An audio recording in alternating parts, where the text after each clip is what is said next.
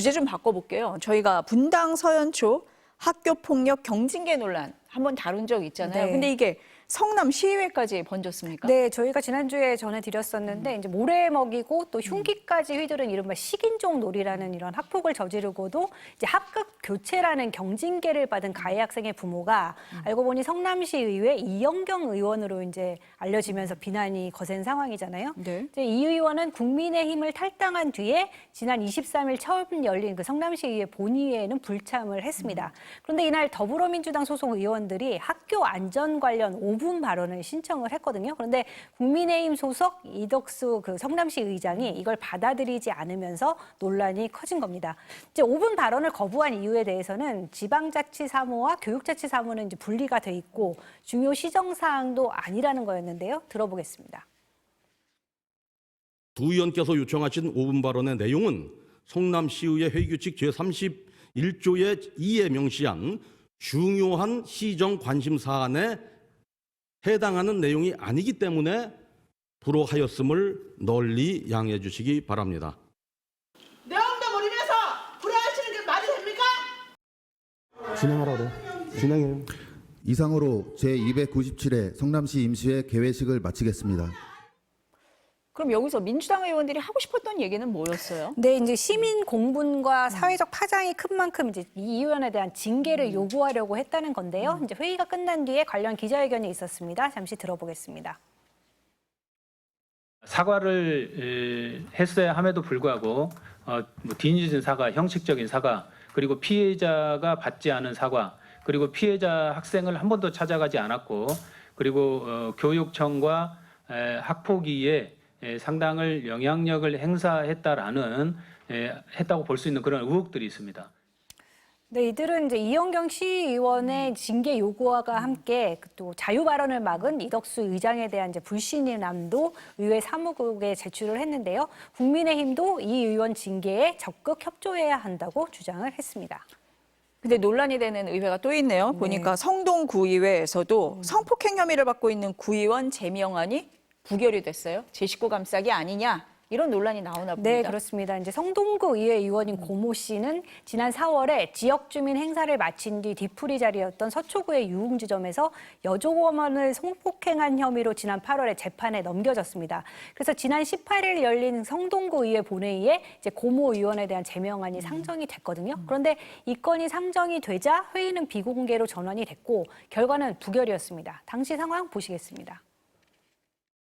그럼 지금부터 서울특별시 성동구의 회의규칙 제81조에 따라 비공개 회의로 진행할 것을 선포합니다.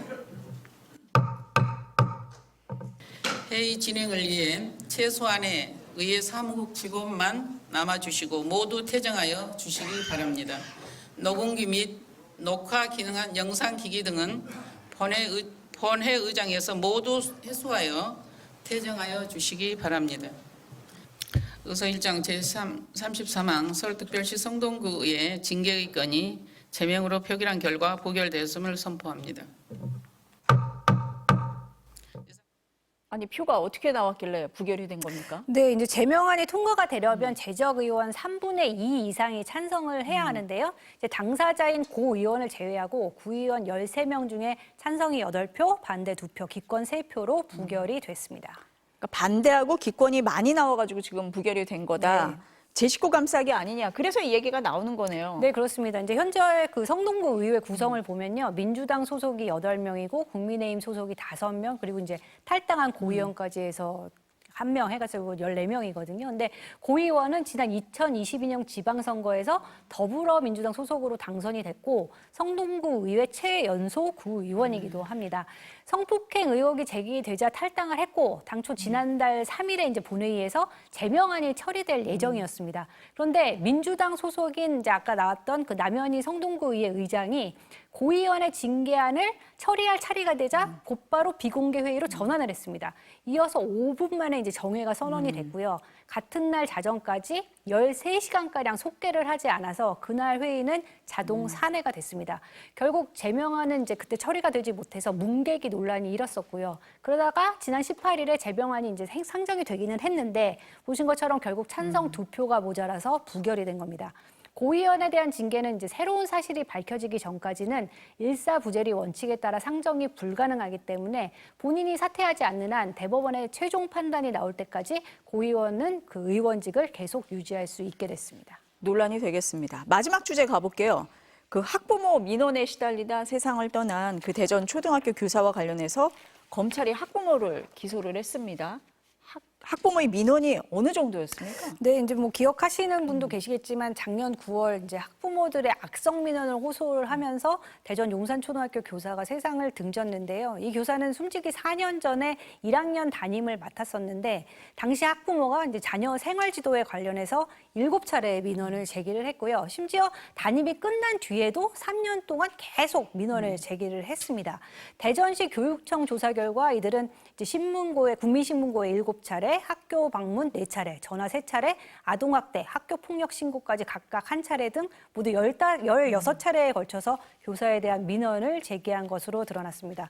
교사는 이제 경찰 조사 결과 모두 무혐의 처분을 받았는데도 학부모는 계속해서 민원을 제기를 한 건데요. 숨진 교사는 이제 학교의 교권보호위원회 개최를 요청을 하기도 했지만 또 여기에 대해서 교감은 별다른 조치를 취하지 않았습니다. 결국 교사는 수년간 이어진 민원에 정신적 고통을 호소하다 작년 9월 생을 마감했습니다.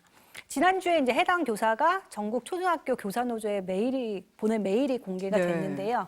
학부모의 그 악성 민원에 대한 한국의 교육 시스템이 어떻게 움직이고 있는가, 그 과정에서 교사는 얼마나 큰 좌절과 무기력함 또 공포를 겪어야 하는지 보여주는 내용들이 담겨 있었습니다. 지난 6월에 이제 공무상 재해로 순직이 인정되기는 했지만 남은 가족들의 고통도 계속되고 있습니다. 근데 경찰이 학부모에 대해서 무혐의 처분을 했었잖아요. 이 과정하고 또 교사들 반응은 어땠는지 궁금합니다. 네, 그 당시에 그 숨진 교사 유족들이 학부모 8명하고 이제 교장, 교감 등을 고소를 했는데요. 경찰은 순직이 인정된 다음 날 이들에 대해서 무혐의 처분을 내렸습니다. 이제 여러 차례 민원을 넣고 이의를 제기했다고 그 자체로 위법하다고 판단할 법률적 근거가 없다. 또 조사 결과 정당한 수단을 넘어선 폭력이나 구체적 협박 이런 정황이 확인되지 않았다는 이유였는데요. 이제 유족과 교원단체는 즉각 반발해서 재수사를 요청을 했고 검찰은 경찰과 달리 이제 형법상 명예훼손에 해당한다고 보고 학부모 2명을 기소를 한 건데 이들은 부부입니다. 이 부부는 순직 교사와 관련해서 아내는 이제 아이를 인민재판했다 이런 허위 소문을 퍼뜨렸고 남편은 교사가 숨진 이후에도 온라인 커뮤니티 등에 이제 허위 사실을 올려서 교사의 명예를 훼손한 혐의입니다. 하지만 검찰은 가해 학부모의 이제 공무집행 방해와 관리자인 교장, 교감의 직무 유기 혐의에 대해서는 모두 불기소 처분했습니다. 어쨌든 교사들은 뭐 경찰의 무혐의 처분이 뒤집어지긴 했지만 네. 아쉽다 이런 반응을 보였다고 하네요. 네. 오늘 말씀은 여기까지 들어야 될 것 같습니다. 감사합니다.